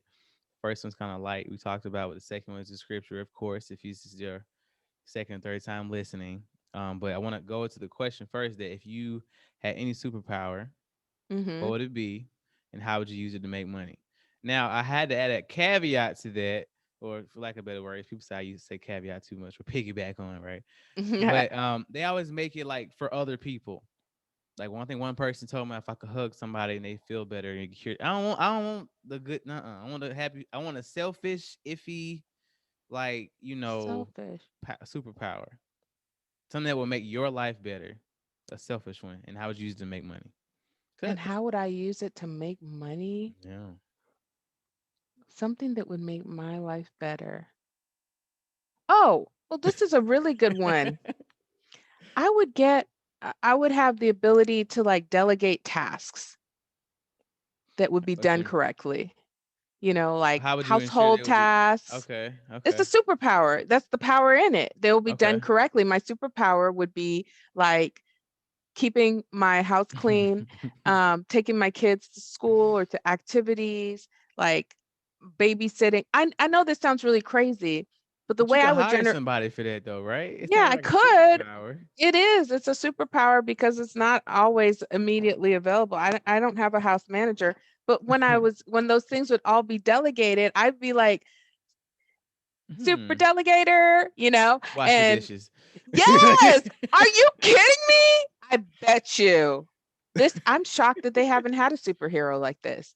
It's like I don't think that's bed be made, that's like boring stuff that comic though. no, that's not boring Yes, it because if you're is. that type of person that loves and thrives off of a neat space and things in order and you don't have to do it yourself, they would just be done and you could just speak it into doing it. What? Mm, That sounds amazing. how would you Why use it to make money? Would you sell? You just go around fixing people's houses? I guess Oh, you mean like I could monetize it? you have to. That's part of the question. I would be a billionaire. Are you kidding me? I I thought That you that meant like I'm I getting. would free up time for me to like Well, do no, my I'm getting more like I know you have a great market with all the moms or whoever's out there, right? I what? know you would, but That's more than half the world. Are would you you have kidding me? to be there to do it, or could you just like give me your address? All right, everything in your house is clean. You know, I like do it for I'm do it from telepathically. Yeah. In the mornings, I just dedicate an hour to it. They would pay you still me. practice law? Did you No, just I wouldn't have to practice law. I'd be a farmer. I would have so much money. I'm not going to be working. I'm going to be tilling my fields, acquiring land and assets, and putting oh, them in trust for my there you go, generations, there you and go. setting up our runway and our planes. I What? want I'm to. not, Hey, y'all come I'm pick not me going up to be one day. working. I want to I'm going to ride. be I don't care if it has air I'm going to be moving like ministries and what? And then I'll just like be like, oh, okay, somebody in Sydney, Australia needs to, you know, conditioning. done. Pay me. What would be your superhero name though? I don't think I've ever asked that on here. I'd be the super delegator. Oh, is it not a tongue twister? Like too much? No, The not super for what I delegator. not for what I would What about deliver. the delegator? Because you're already super. No, It's implied. I will be the delegator. That's fine. I could be the delegator. I like it. It's good. I Listen, you've like it. never heard that before, I but it is haven't. something. the reason What? the reason I why I do wish this. I could Go ahead. monetize that. That is the best idea I think I've had this year. I'll save it for you and give you the clip. I might make this a clip. No, the reason why I do that is it's usually the opposite. So like I always use myself as an example. Like I love the Flash. I love running fast and the whole dynamic. But I'm naturally slow. I'm a distance runner, but I'm not Mm. like a fast runner. I've always wanted to be fast. This is an example. Um, no one has ever said this one, so I keep using it as an example. Like if somebody say they want to be invisible, that means they probably have like insecurity issues, right? Mhm. So what you do, you take the superpower of what they want to do, and then you kind of really flip it. It's kind of like the secret sauce, but it's a little bit more intuitive. So if you want to be the delegator, obviously you want more time. That's Yeah. part of it. But it also means that you're a dreamer. Okay. It also means because why do you want more time to do the things you want to do? Because you have all these ideas. We talked about that a bunch. Definitely. You don't want to just stop at being quote unquote rich or made it. You have other things. Let's see how far we can take it. Exactly. And a lot of times you feel kind of like bogged down. At least for me, it's like, okay, well, all this is bogging me down. I might get into like maybe a stressful little moment because you want to do so many things, and then we're getting older and whatever else, and it's like we feel like a lot of times that the world's kind of closing in on us. So Yeah. that's it's just kind of to break it down. I always tell people if you just meet somebody, friend, coworker, whatever, ask them what their favorite superpower. They could have one, and then you flip it, and you really that's a great interview question. If anything, if you have any superpower, because it's way better than like what's your biggest flaw, or what's your if you can fix one thing about yourself. It's making it fun Yeah. because people tend to be a little bit more honest when it's Yeah. fun. I think you're flipping it is exactly right. I want to free up time to do the things that I want to do. And Yeah. that's not necessarily just work till, doing what I'm doing now. It's like there are bigger goals that I have. And Mm-hmm. so like my family values and goals are are a priority over my Mm-hmm. um professional goals. They Yeah, really for are. sure. Yeah. I get that. Okay. Second part, and we almost done. Okay. So this is a scripture that I've never used before. That won't use again in the podcast. It's like one of the scriptures for the Bible. Hopefully by that time I'm up there with the Joe Rogans, right? Um that I prayed about, and it was actually I want to say this because somebody's gonna email me about this. I just know it. This was actually the scripture of the day on the Bible app. Mm, Believe it or mhm. not, first time ever. And Oh, just like coincidentally? well, yeah, and I looked on there because I go on my phone, I'm looking, and every scripture I've done, I have highlighted to make sure I don't do the same thing again. Right, a lot of them are good. I've always been in James a lot and Matthew, but um so it was coming from the NIV version, New International Version. Is it blessed are those who hunger and thirst for righteousness, for they will For they be will be filled. filled. Yes. Mhm. There you go. Matthew 5 That's and six. 6. Yes. So what I do, and as you obviously it's prior to the podcast to pray on it, I feel like that it always has something to do with the conversation, which I feel like it does because I said, you do definitely doing God's work, but you want other people, like it was in your bio. We touched on that a little bit. You have a zeal, for women, especially for them to be successful. And I always say, I always look at the back way back, obviously in the slavery days, it was like white man, white woman, black man, black woman. Mhm. Black women always been the lowest of the totem pole. And so I always like talking to people who have a zeal, especially for black women or just women in general, on what's their why. 'Cause a lot of people, you'd be surprised, a lot of people just do it for clout and like I want to be this person that's just for this marginalized group. No, like why, I always ask why. And so Yeah. what I do with the scripture, I'll explain it, for myself. You explain it, and we'll be out of here. I'll read it again for you when I get done. But I mean, it's the hunger and thirst part that I highlighted for me, for righteousness, because it's exactly honestly what we talked about. You have to have the will and the want to be better, to even use the state as a flex, having an estate or a trust, and more than just having a Lamborghini or whatever, right? Mhm. We're always trying to flex with the family reunion and do whatever, but you got to want more for yourself. But everybody has to get to the aha light bulb moment in their own way. And so Yeah. when I feel like by me talking so much and talking to these folks, I'm figuring out more on the introverted, especially because I'm always talking and stuff. I get a lot of gems from my wife because she's extremely, introverted, real chill. I said, well, I want to be able to reach somebody that is not like me at all. That, Mhm. because even in recruiting, it's the guy, he ain't listen, Sean Lopez, he's the introverted guy and I'm the extroverted guy. So like people will come in the office and they're like, hey, go to Coach, hey, go to Low, because we're like two sides to a coin. And so Right. I want to be able to reach other people that I might not really be able to reach. And so it's the hunger and thirst part for me. It's always Yeah. having a, obviously with your faith, obviously, with having a stronger pilgrimage, better relationship with God, but ultimately in life as well. Yeah. Well, blessed are those who hunger and thirst for righteousness, for they shall be filled. Boom. Is to me it has to do with hungering and thirsting for God's righteousness, Mm-hmm. because it's that's something that we cannot have on our own merit. Like I can't work my way into being a righteous person. Like it's just Mm-hmm. so there has to be the desire there. And so I think when I think of that scripture is like to keep that desire alive, to choose to want to be better, Mm-hmm. as someone who is a representative of God, and being fulfilled, which ties it into that contentedness that we talk about, Yeah. right? So it's not necessarily possessions or achieving or flexing with an estate plan, it's wanting to be, a good representative of God and being Mm-hmm. satisfied, like that is enough, like that daily bread is enough. It's a sustenance, it's good for today, right? And Mm-hmm. then tomorrow you'll get up if you have it and do it again. And so when I read like that whole set of scripture, um that's really what it reminds me of, is that I can't do it in my own power. And so I feel very called to encourage women, whether or not I'm Mm-hmm. a lawyer, whether or not I'm doing estate planning, that's just what I'm going to be doing. Yeah. Because I had a very clear, like, awakening into like, this is what I do. And Yeah. even the word empower, it just almost seems so like passe, Yeah. but that's what I do. And so in everything that I do, I have three daughters. I think God Mm-hmm. allowed me to have three daughters because that's what I'm going to do. And whether or not I'm working, that's just me. Yeah.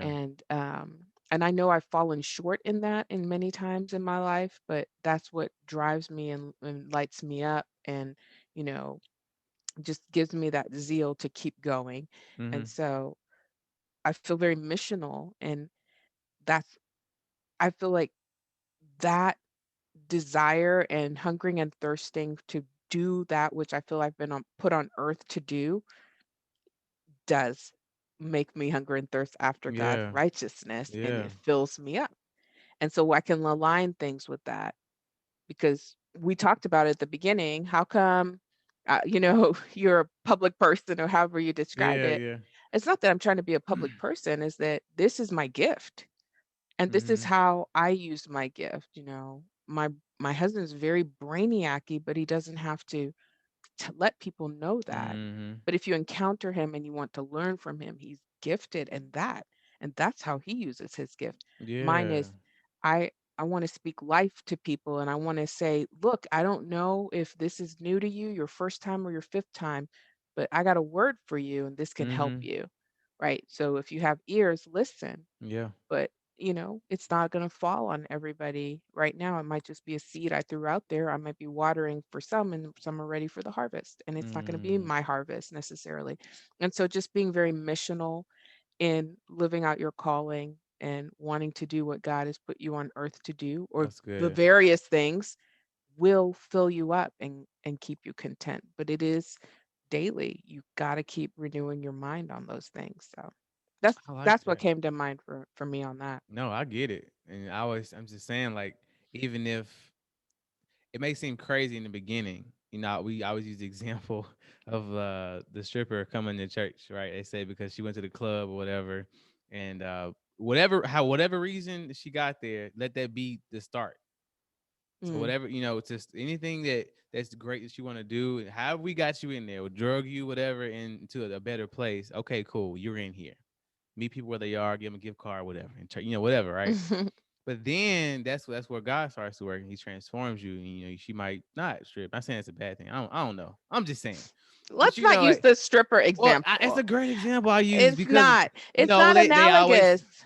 It's not well, okay, analogous because you the have to have that desire yourself. No one should drag you in, and nobody should, some, but that's what I'm you know what I saying. mean? Like if Sometimes it takes she that if the hard she learners. chooses, or somebody who is struggling with whatever, they might just Yeah, be a I'm thief at work, like it a doesn't have to liar, be a a strip. white Yeah, they liar, could just be whatever. a liar. And they come on their own volition, and they want to now pursue being great or better, right? That's not But they always the have case though, right? Because some. right, but we don't need to use like those sorts of examples like, Oh, I'm people sorry who about go to that. the clubs, but I'm just calling you to greatness. But what I'm saying is like anyone who's struggling with anything in their own power is going to Mm-hmm. fail, right? Like you can't do it. Like we're all fallible people. There Mm-hmm. really is no level to it. But if you have that desire, if you're hungering and thirsting for like in this scripture for what God has for you that's calling Mm-hmm. you into your greater self, right? Even Mm-hmm. your future self. Like maybe you've had a vision of like, I'm here, but I think God wants me here. I know I can't get there on my own, Mm-hmm. but I feel called to that. Then But that's you have to be empowered first. you don't have to. They could I'm be no. supernaturally That's why we empowered. have what we could be. I'm talking about like Yeah, I'm it could be speaking for a lot of people supernatural. that's like me that sometimes it takes a nudge from like a friend. That's why That's true. motivational speakers are still here, and we have all Yeah, these that's true. John Maxwell's or whatever, right? Because at some point has to stick. We've all been given good words since birth for the most part. Yeah. It has to stick, especially with men because we get it way later, you know. And so, Some of them, but yeah, you know, I we think have that to. it's a Go ahead. process. Yeah, I definitely think, yeah, I think some people are supernaturally like for sure, hundred motivated. percent. Some Yeah. people are innately motivated. Some people are spoken to and hard-headed, and Mm-hmm. it takes a lot of Yep. knocking. But I just think like, you know what? Let's go ahead and say that there are many ways to get the message, right? Correct. Some Correct. people are Yeah. hard heads and stubborn, and they want to fall down and bump their way down to the very bottom Mm-hmm. before they want to look up, right? And see like Yes. there's a ladder right beside you. Yeah. And so like you didn't have to throw yourself down the mountain. You could have Mm-hmm. climbed back up.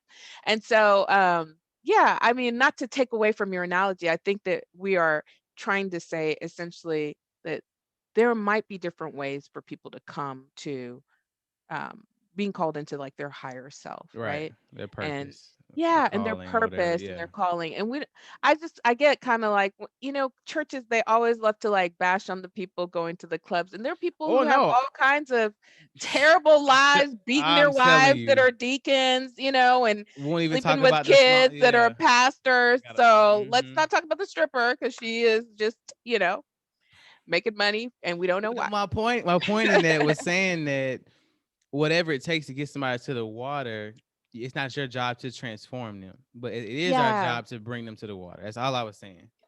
And so, like, absolutely. once, however she got there, whatever her reason was, again, I 100% agree with what you're saying. You're like backpedaling. No, no, I'm saying however she got there because well, I didn't go to the example of what we said. We love to use the stripper though. I'm just saying, like, let's We mix can it use the up. J and say, he could be crazy on the podcast sometime, but like, what episode? I think it's 51 or whatever. By episode 100, does he have a little more addiction? Is he more polished? I Gotcha. use myself as an example because I have Like to, the I have to be transformation. transformed from Yeah. doing this, and is my cadence better as a speaker or whatever, right? And so Did we he use hit me the as an example. mic? Yeah. Oh my goodness. I'm about to buy a new mic stand right now. It's funny you said that. I bump this thing all the time. I only said that Anyway, because that bothers you. it does. It's been great having you on. I love that we were able to talk for so long. I haven't had one that went this long in a while, but I love it. You are a superhero. Okay, you're superhuman. I heard one lady say it on another podcast that she were on. She was like, "How do you do it? 4 kids, husband, family." I'm like, "That's I just want to applaud you for being you and being dope. Thank Thank you you for being so a guest on the much. podcast for sure. I wish blessings upon you and your future endeavors, as they say." Thank you. And I hope you get your heat back We and should get it tomorrow. I'm about to go right over my hot friend house. water, Yep. hot showers, Oh, I was all supposed of to that. shout out Joey. He's the guy for the sponsor today. Somewhere in here, I'm gonna put it in there. But Joey Okay. held it down. Thanks, bro, for allowing me to use your heat in your shower. But Awesome. I love yes, that. this has been another edition of the No Tact Talk podcast. It's always a reminder to live life on purpose and live with a little no tact in your life. Peace.